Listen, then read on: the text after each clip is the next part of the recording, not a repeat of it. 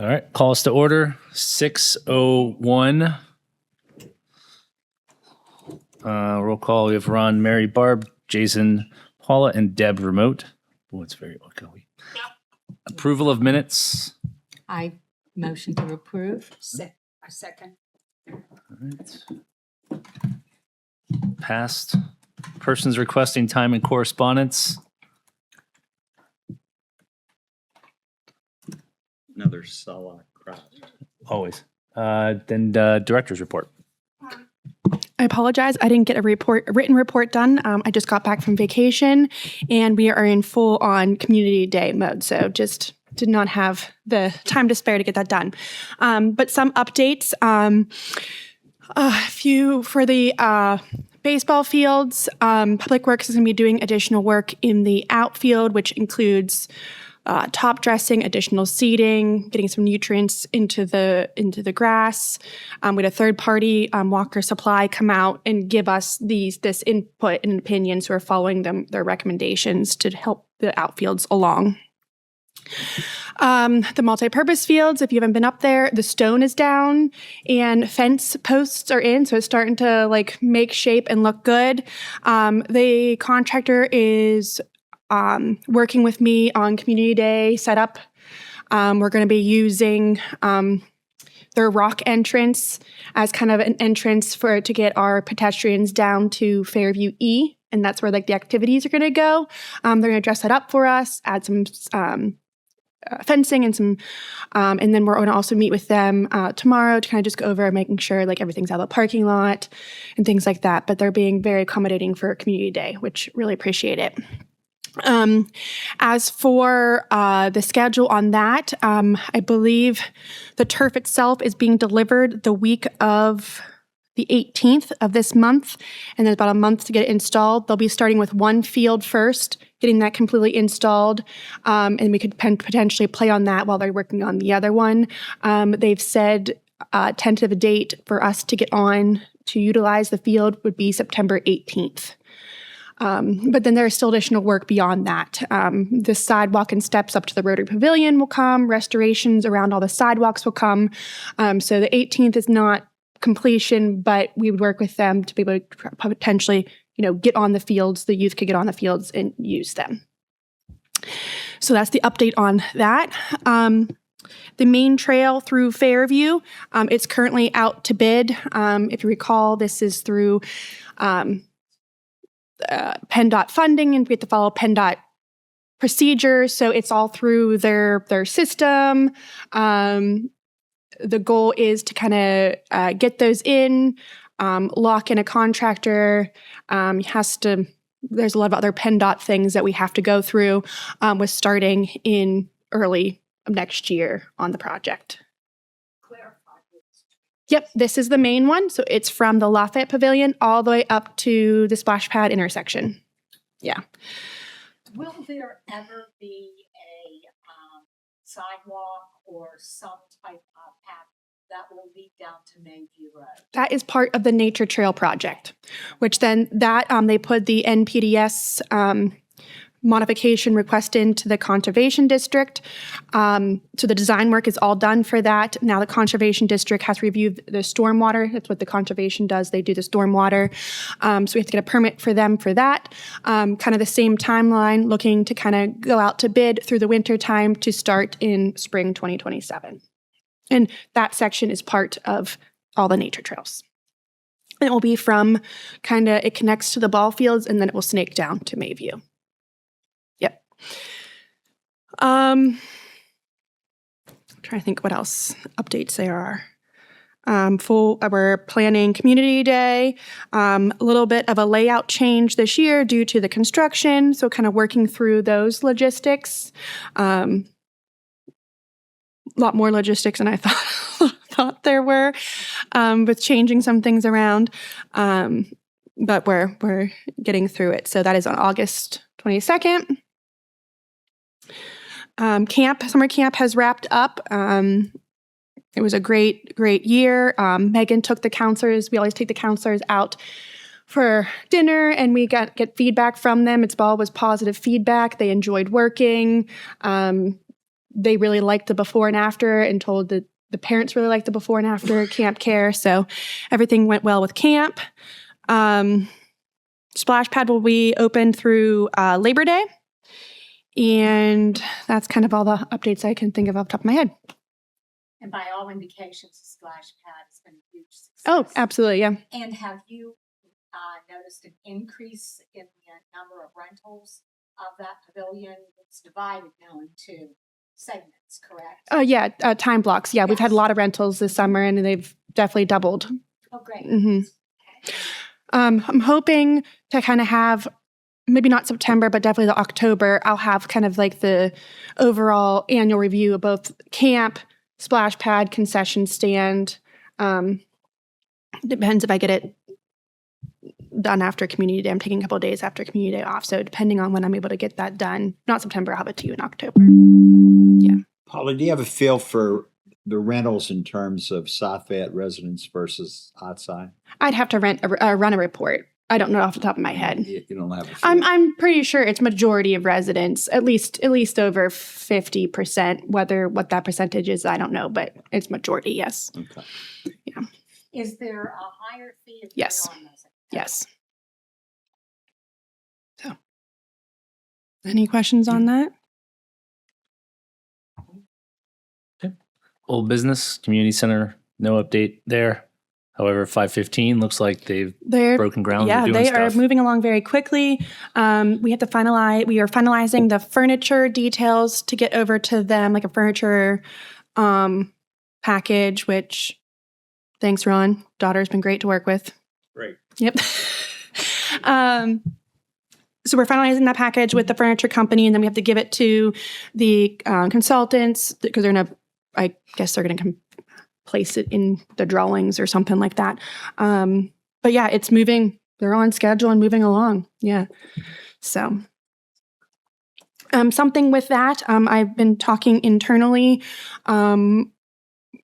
with Township manager and other staff on what's that going to look like when it is open, and particularly like staffing. Really believe that we should have a person there, a township person there all times when the facility is open and we have programming to answer calls, answer questions, kind of what we discussed last week, just to kind of bump up some of that customer service that we're not able to do when we're only operating during business hours. So hopefully that will be implemented in the budget to plan for personnel for that facility. Yeah. All right. New business. I have a. Oh, sorry. Go ahead. Oh, okay. Do I need to hit this Mhm. button? Okay. You need to put your battery in. No, here, just talk. Yeah, this one. I will. It's all Okay. good. I noticed, and then one of the people who is a resident at Fairview Park asked me about the, is it called the Lost Souls? Mhm. Okay. Cemetery. Yep. And she wondered if there was any way that the gate or that the fence could possibly be fixed.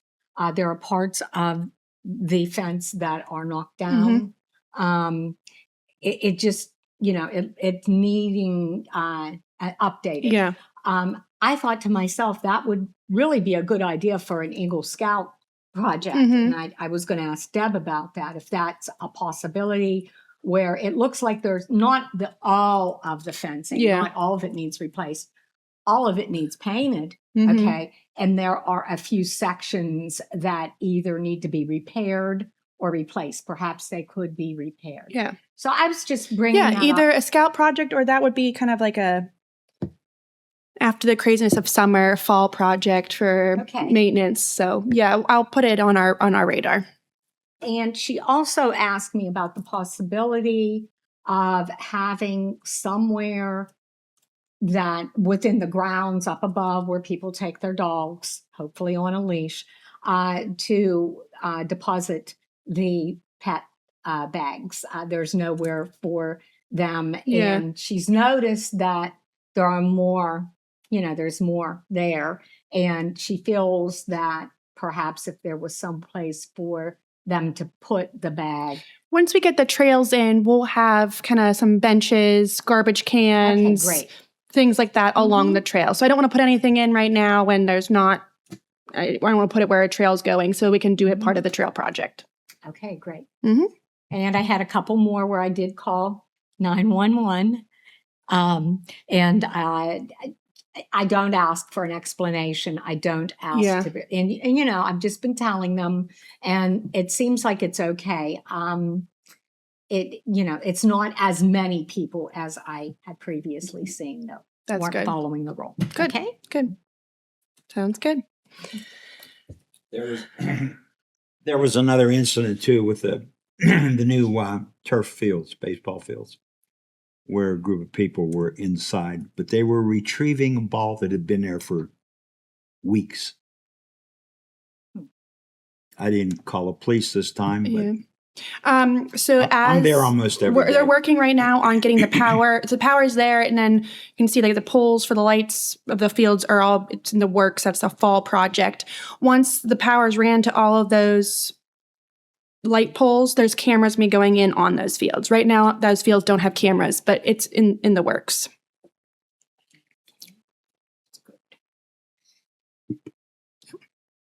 Fields look pretty good, actually. I mean, Yeah. I'm Yeah, we're sure just there's gonna- a lot of weeds in there, but Little. they're green and there's no mud, so that's a good thing. Under new business, you have update rental fees. Yeah. So,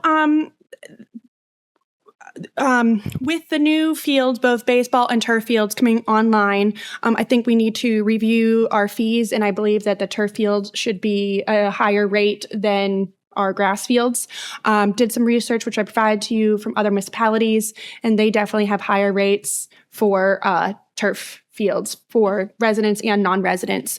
So I think, and actually even our grass field rates are significantly lower than surrounding townships.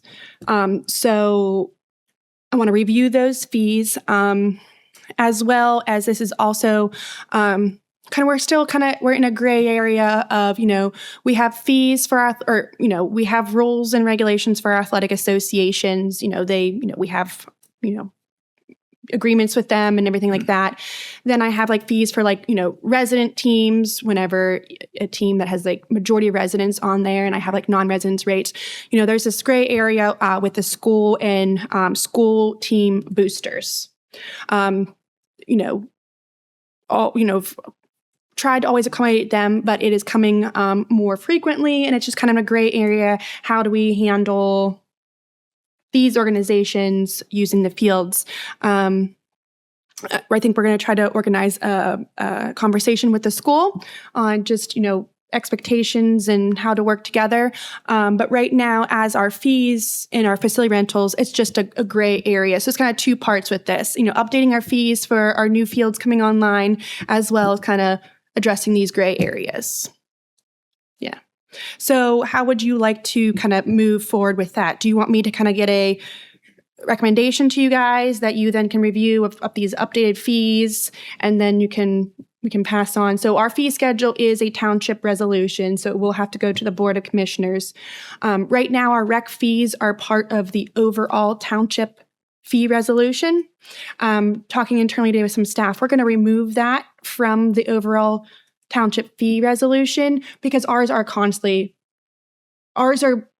changing, we're adding more than township service fees are changing. Whether we need to, we need to start charging for this, we need to throw a fee in. It'd just be easier to kind of have parks and rec fees separate than township services. So I guess I can try to put a resolution together for you guys with those recommendations and bring it in the next couple months to you. Any thoughts on that? What are you? I think they should be competitive with what's locally. Okay. But they don't have to be less expensive. Okay. I don't think we have any shortage of rentals on the fields. So they're not sitting idle, Mm-hmm. right? They're being used, they're being reserved. So I think it'll also encourage the associations to be happier with their time that they get that way, and the school as well. Sounds good. That's my thoughts. Paula, do you have anything that I'm sorry, I think you said that was it's currently part of the resolution. Is there a way that you could forward that to us that we could look at it, like what we have existing? Did I send that to you guys? Yeah. I sent it to you, Deb. It was with also the notes of like the other townships. Oh, okay, I'm sorry. It's okay. I'm in Chicago. Not a problem. It's look that closely. It's on the facility rental form and policy, and so the fees are all outlined on there. Okay. I totally support what Jason also said. I think the fees should be very similar to what the surrounding communities have established. Okay. So when I can bring that to you, you want me to also update grass fields as well because we are Yes. significantly lower. Okay. That makes a lot of sense. Yeah. Okay. Yeah, because the grass fields have more maintenance on them anyway. Yeah. True. sure do. True. And then your other point was classification, right? As far as like who the renters are. Or... Yeah, I think that's it. We're gonna have to be addressed when we kind of have a conversation. Unless you guys have feelings on how school usage should be handled. We're kind of starting with in like school and boosters, which boosters are their own kind of entity. But I think we're at the point where just let's have a mutual conversation kind of with the school. For your reference, the school does charge for the stadium to be used to our athletic associations. They have an hourly rate as well as a security guard rate, which is required. So My take on it is, again, the school fields aren't free for the township to use, so they shouldn't be free for the boosters to use. If the school wants to, have an arrangement to where there's a certain situation, and that's something we can probably look at, I think, as a case-by-case basis. But I don't foresee any reason. They're separate in the tax basis. Everything is really kind of separate. They've kept it that way. I think we can have a discussion with the school just so that we can see that their facilities are open. I mean, people walk around the school campus. They don't kick people off there, but you can't, it's not kosher to be walking around a school campus during normal business hours, right? When school's in session. So I think that the school has they've got kind of more restrictive usage of their fields. And I think that it's okay for the township to have, to be for the township as opposed to the school. Because the school does have their own facilities already that are very nice. What's your sense of the working relationship with the school today versus what it's been in the past? Currently, the school has been has used ball fields for high school practices, as well as they're adventuring into more tournaments and community nights. So they're more larger scale. Fairview Park is used for cross-country practice, as well as regional meets, which is bringing in hundreds of people in the park. They have also used not much of our grass fields. And what's benefit is when it's practice, their practice is before our youth get on. So, we're able to accommodate that because they're off by 5. Youth doesn't start till 5:30. But like I said, some of these tournaments and, larger meets and larger activities is kind of utilizing more of the park. Well, tournaments bring a lot to the community. Yeah, which is great. Restaurants, hotels. And now that we're getting turf fields, I don't know if that's going to change kind of what is being asked of and to be used. So kind of before these are going online, I think there needs to have a conversation of expectations, classification, procedures, things like that. Your suggestions to have dialogue with the school. Yeah. Yeah. And I think it needs to be updated in every way, the dialogue with the school. And there needs to be across the board cooperation from the school district to the township and the township to the school district. Right. If if they want to use, our ball fields, then maybe our athletic association can use the stadium at no cost. If they're going to, okay, if you're going to charge, then at some point we need to receive some financial contributions for our facilities. If we can come to a mutual understanding, then we can. But I'm in a middle gray area right now where, Has this ever been updated in terms of talking to the school district meeting to discuss? I have not, I work directly with the athletic director, which has been a great relationship, but I'm just in a position where I don't know what I've been allowing facilities to be used, but, now what? Now that facilities are continuing to be used, Mhm. how is this going to be handled? And yeah. Barb, to be clear, and I've been involved with both sides. This is the most conversation we've had in the last couple of years than we've ever had in the past 10 or 15 years with the school district.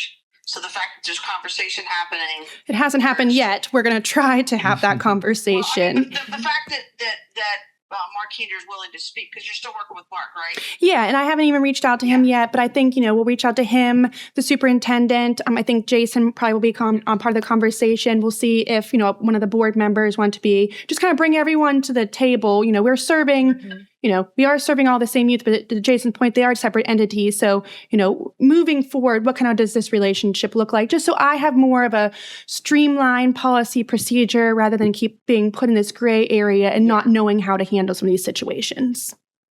Yeah.